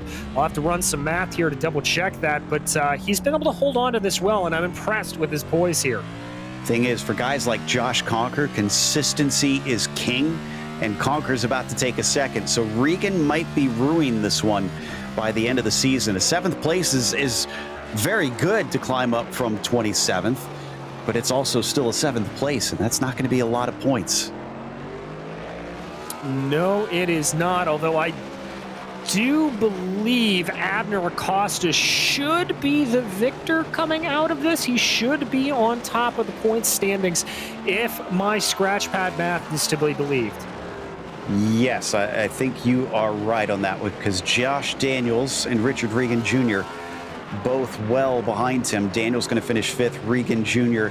in 7th. Yeah, he should easily overtake them in the points. We do have one driver that is on 0x, and that is Josh Daniels. So there's bonus points for him if he can keep that up for 4 more laps. Well, it's a harder thing said than done here, especially at a tricky track like this. But Daniels, I'm very impressed, especially with just how close of a battle he was having in the earlier stages with Chris Hudson, that he did not crack under that pressure and did not even go off track. DJ, it's been 2 laps in a row that Dinkel has outpaced Hudson now. Has Chris taken the best out of his rubber? I think the 43 might have to give up the ghost if he is now starting to slip behind, farther behind Trent. Yeah, I think you're right there on that one, Joe. The 43 just losing time. It was going from those big 2-second gaps that he was able to pull down into talking about tenths. And I don't know necessarily if it's an issue of Chris Hudson losing the oomph on those tires, or if it was Trent Dinkel putting the pedal down a little bit further and not necessarily coasting, but one way or another, it certainly looks like Dinkel has got the measure of this battle.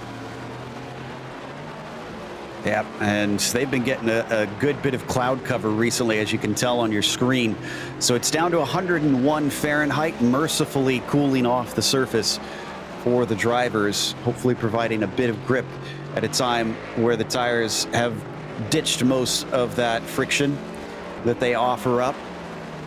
And coming through the stadium section, Hudson at 6.2 seconds back. We're already at 3 to go as Acosta's already crossed the line. It's up to 21 seconds over Josh Conker. Acosta has just put this one to bed. Yeah, he really has, Joe. I mean, he is driving a race that is truly spectacular here, and all these drivers being very respectful of their leader, getting out of the way. And now that he's been able to clear by, I believe that was Jason Larson, he should have some smooth sailing up ahead of him, as Jose Medina will be up the road, but not for a while longer. Riding on board with Acosta. I know we keep talking about it, for those not familiar, we first saw him here in the Precision Racing League over in GT cars, where he had some impressive championships under his belt. And then next thing we knew, a couple seasons later, he reappears in both the Cup cars and the trucks. And we thought, what's going on? And, well, he was expanding his horizons. Not only was he doing that, he was mastering those horizons, as he's now taken a championship over on the oval side and is looking to make it 2 of them as he steers it into turn 12. I honestly don't really consider him specifically a roadman anymore. He is one of the Mario Andretti's of the PRL. Yeah, indeed he is, Joe. Catching a little bit of oversteer there, lining up the corner, but just absolutely commanding this race, really from the drop of the green flag. We haven't even so much as talked about pressure on Acosta here.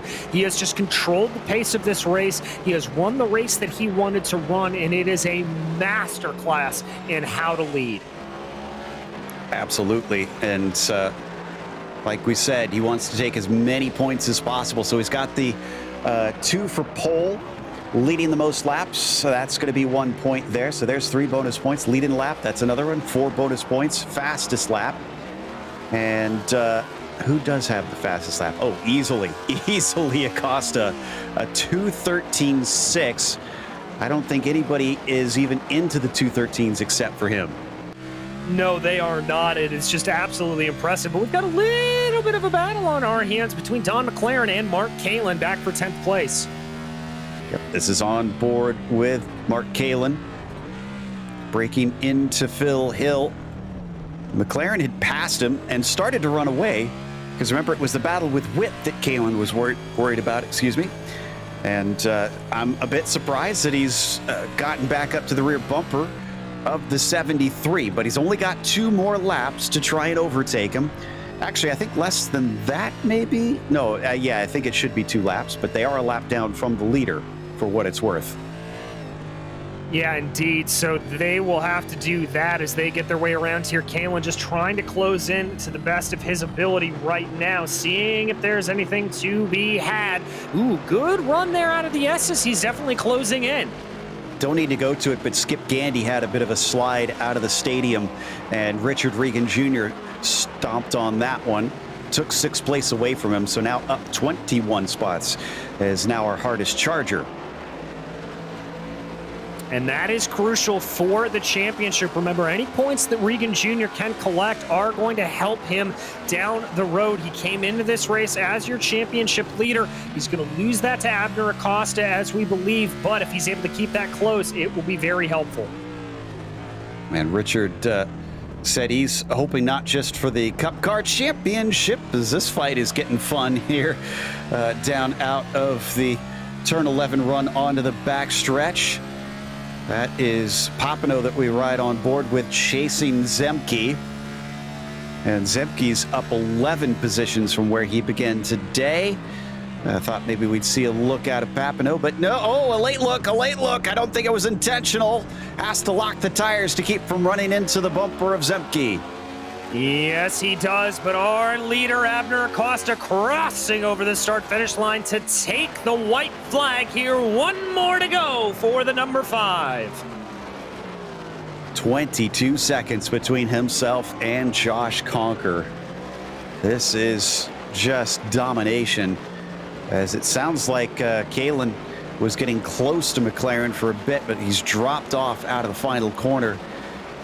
And on screen, we can see Acosta going to put another lap on Medina. Medina could just pull to the side, let him through.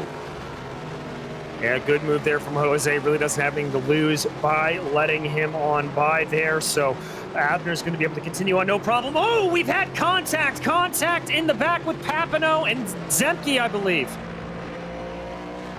And Zemke is a little bit incensed. He's already on the radio after that one.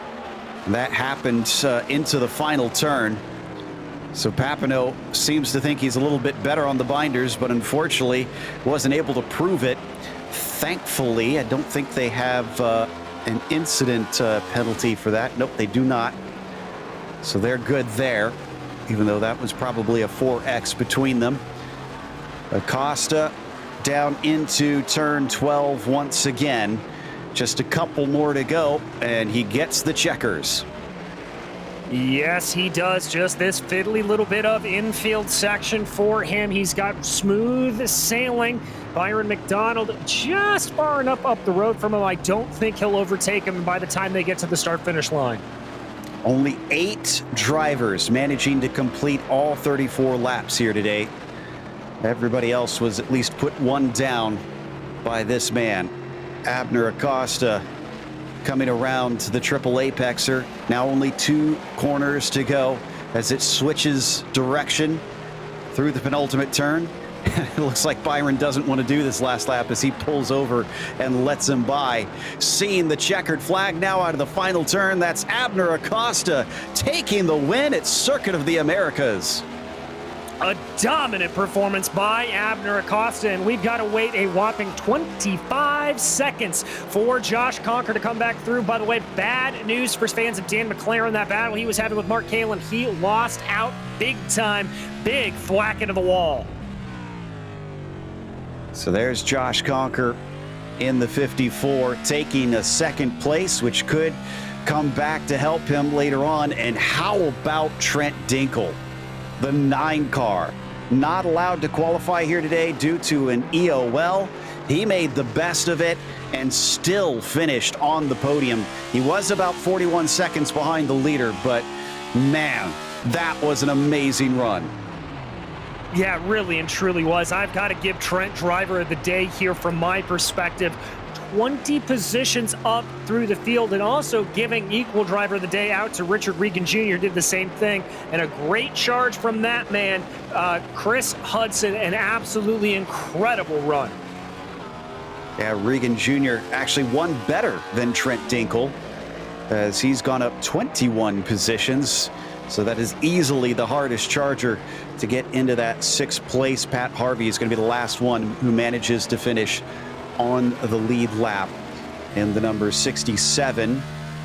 Looks like, has Josh Daniels finished? Yes, Josh Daniels has finished with a 0x. Now, unfortunately, over on the oval side, that is not a bonus point, but he needs to, he gets to hang his hat on that fact.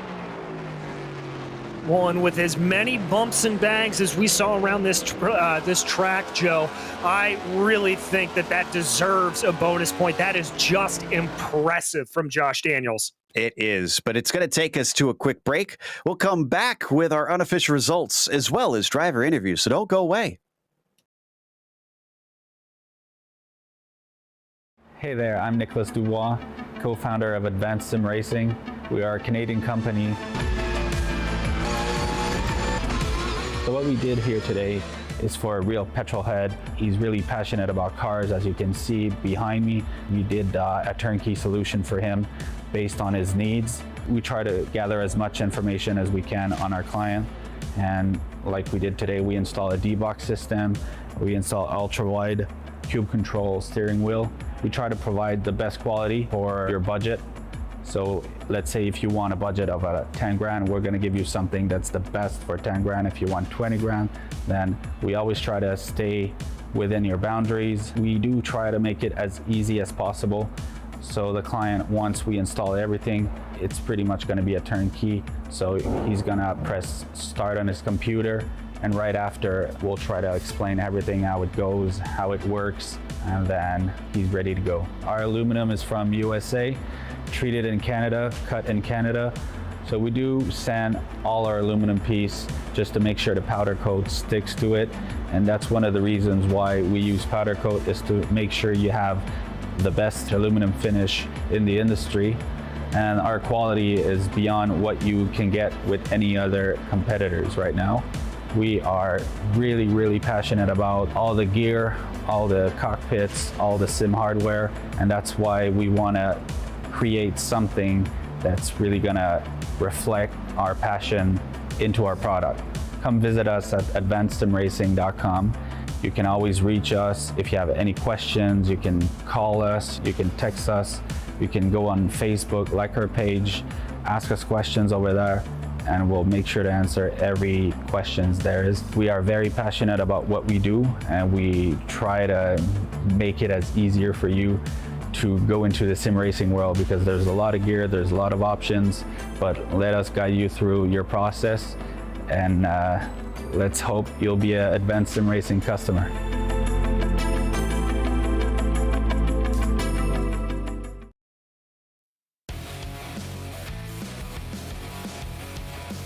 Welcome back to Circuit of the Americas. The Precision Racing League NASCAR Cup Series brings Abner Acosta his latest win, and it was by a massive 25 seconds over Josh Conker.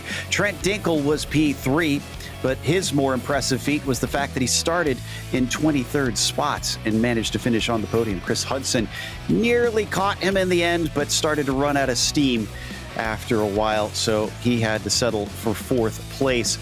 Josh Daniels was in 5th, as Richard Regan Jr. was P6, another one that came up a long ways from 27th. Skip Gandy was 7th place, as Pat Harvey was the last one on lead lap in 8th. Robert Besaw Jr. in 9th, and Mark Kalin finished with 22 incidents. He was very close to being DNF'd, and he got a top 10. Was indeed. Mike Witt came home in 11th, followed by Corey Precker, with Waldo Walden and Adam Zemke in 14th. Dan McLaren was 15th, followed by Baron Glover and Eric Papineau, with Brandon Walter and Luke Christian, the last driver, only a lap down in 19th. Byron McDonald 2 laps down in 20th. Bobby Anderson was 21st. 3 laps down was Medina in 22nd, having a rough day. Jason Larson likewise in 23rd. Ryan Goodell was P24, then it was Eric Hogg in 25th, 4 laps down. Massey, 26, 4 laps down, and Cody Evanson was a DNF along with Ricky Barbary and Clayton Ham. That's going to take us to our interviews, starting off here with Abner Acosta with his latest win. Abner, by our estimations, you will be leading the championship after this one, but we knew coming in you'd be strong. How confident did you feel coming in? Because that was quite a stomping on the rest of the field.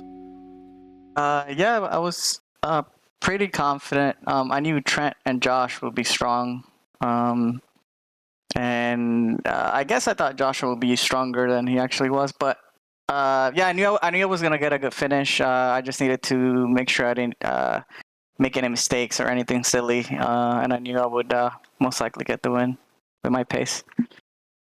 And if I'm seeing correctly, I think you took max points as well. I don't think anybody beat you to the fastest lap. So you will come away with the most possible. But after this, we head off to Richmond, which is going to be a short track. So going to be a bit difficult. And how are you feeling heading off to there?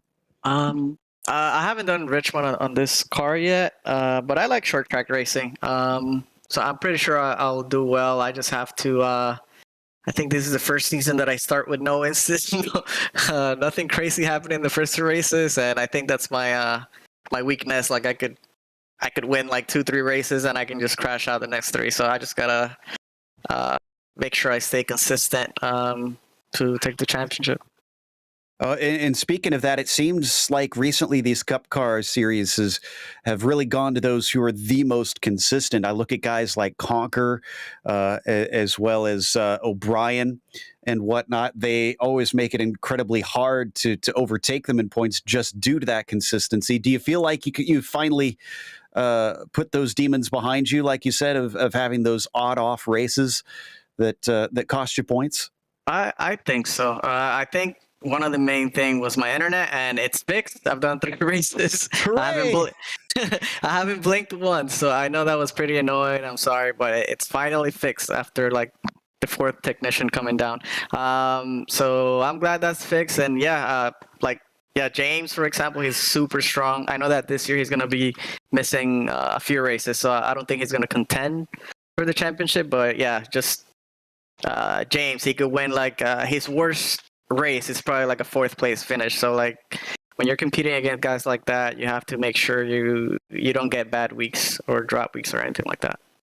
Indeed. Well, who helped make today's victory happen for the 5 car? Yeah, I want to thank everybody at Private Label Team Hype, Ethica, everybody on the comps today: Tommy, Ty, Brandon, Josh, Trent, Richard, everybody calling out strategy and all that. GSRC for hosting, for broadcasting, and PRL for hosting the league. Thank you. As Abner Costa, your winner, as DJ's caught up with second place, Josh Conker. I have indeed, Josh. An impressive showing from you out there, but it just looked like nobody had the pace to catch down Abner. Yeah, it was a very tough race today. Very difficult track. Temperatures were very, very warm.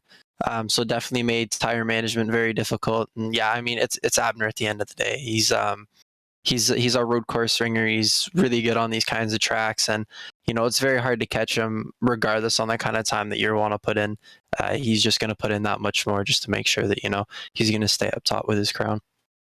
Well, this is the first time that we've really been able to take these next gens with the new updates and the more real life experience. How do you like them on road courses now? Personally, I'm not a big fan. It's very, very difficult to drive. It looks really close to real life, just like from watching the race today, comparing to the times that we're running from the times they're running.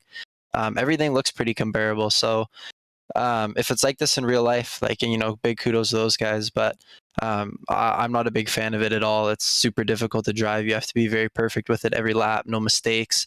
And obviously when you're running on 115, 116 degree track temp, it makes it just the little more difficult. Well, looking ahead, we head to Richmond next time out, a little bit more familiar ground for you. How do you like your chances there on a short track? We ran really well at Richmond last year in the truck. I wasn't in the Cup Series at that point, so we'll see. I'm usually relatively good on the short tracks. We showed well at Richmond, so hopefully we can translate some of that pace from the truck into the Cup car and put on a good showing. Well, we wish you all the luck in the world there, my friend. But as for today, anybody you want to thank? Yeah, of course. I'd like to thank everybody at Private Label Team Hype. Ty Stover, Tommy Milner. I'd like to congratulate Abner on his win. Trent in the great drive, up 20 spots, I believe. Brandon, because he had a very tough race today and he pulled through there in the end. So, big kudos to Brandon. I'd like to thank all our sponsors, Private Label, Ethica, my personal one, Daniel Morad at Moradness, and Lone Palm Design Custom Helmet Paints. Well, thank you so much, Josh. That was Josh Conker, your second place finisher here today. And Joe, I believe you have caught up with our third place finisher, one of our hard chargers, Trent Dinkle. Indeed, and you heard there from Josh how many Trent had gained up 20 positions. So, that had our jaws on the floor that you managed to get up to the podium from 23rd, Trent. But what were your expectations coming into this? I'm going to be completely honest. Before we came into the practice, I was fully expecting it to end how it did. Me, Josh, and Abner holding out the podium, and then we got in the race, and everybody was pretty fast. And I was a little bit nervous, but, I took my time, picked everybody off in the beginning that I could, and then I had some help with Tommy and Ty, and they were kind of giving me ideas to maybe undercut Josh and Chris, because I think Chris was pretty fast and Josh was holding them up, and then that would add me to the mix of trying to get around. So we were just like, well, let's just pit. And, it paid off. Chris was catching me at the end, but I was making a ton of mistakes. I destroyed one of the turtles on the last lap, so I had to make it interesting. Well, and you talked about Chris catching you and your undercutting in hopes of trying to make up some time. But it appears they went the opposite strategy and went long. Did that catch you out? Were you surprised to see them go as far as they did? And did the fact that they were gaining time make you at all nervous? Yeah, I am kind of surprised they went as far as they did, because it had to have been 7 or 8 laps longer than me, because I was hoping to just get them by 1 lap, and then Chris ended up with really good tires. For whatever reason, my shifter kept messing up, and it was making it really hard to drive around the track. But I was confident that on the later tires that I was going to be still decent, and Chris was probably going to slightly overdrive his tires to try and get to me, and it just ended up working. Well, after a less than perfect first race and winding up with a podium on the second race, do you feel like the season's starting to turn back around?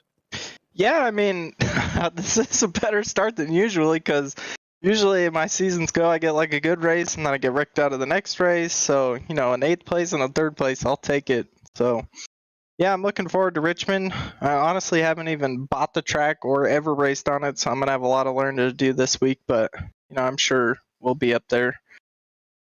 Hopefully. Well, again, sorry, go ahead. No, just hopefully we'll be on the podium again. It'd be nice. Well, we'll look out for you. But for this podium, is there anybody that deserves a thank you for helping make it happen? Yeah, definitely. I mean, Ty and Tommy for giving me a shot to be on private label finally, and then, automatically running on the main team's pretty cool. So big shout out to private label, Ethica, iLivery's made some dope looking cars that we drive. And then a huge thanks to like Abner and Josh, because, I think we all kind of work together during the week and make each other a lot faster, so it makes these races a lot more fun. Well, that was Trent Dinkle, your 3rd place finisher in the number 9 machine, which is going to wrap us up. Before we go, we want to thank the sponsors, starting with Majors Garage, of course. If you want to get 10% off, click our link in the description below and use our discount code MajorsGSRC. Also, ASR. They design and build the sturdiest and most durable aluminum profile racing simulation cockpits available in the market today. Visit them at advancedsimracing.com. Also, RaceLab. It helps you to improve your driving skills. Start using it now for free at RaceLab.app. And ButtKicker. Feel what you've been missing at thebuttkicker.com. And finally, NinjaTrader. Visit NinjaTrader.com and get started with a risk-free trading simulator to start tracking your performance. Thanks to the companies that provide the software and hardware for our broadcast listed here, and additional thanks to June Lalonde, who provides our wonderful music. Check out our Bandcamp if you want to find more of her work. Thanks to the team today, DJ, Ryan, and Dougie, as well as our spotter, Nick Hunter. You can find more info about GSRC at globalsimracingchannel.com or through our social media. Check out our merchandise store while you're at it. It's gsrc.storenvy.com. There's a link down in the description below for that one. And make sure and subscribe to the channel so you don't miss a moment. Now, the next race might be Richmond, but we're not going to be back until Martinsville, Sunday, April 10th at 8:30 p.m. Eastern. However, we have upcoming races for other series listed on the screen, so check those out, mark them down on your calendar. But until next time, race clean, race hard, and we'll see you on the track.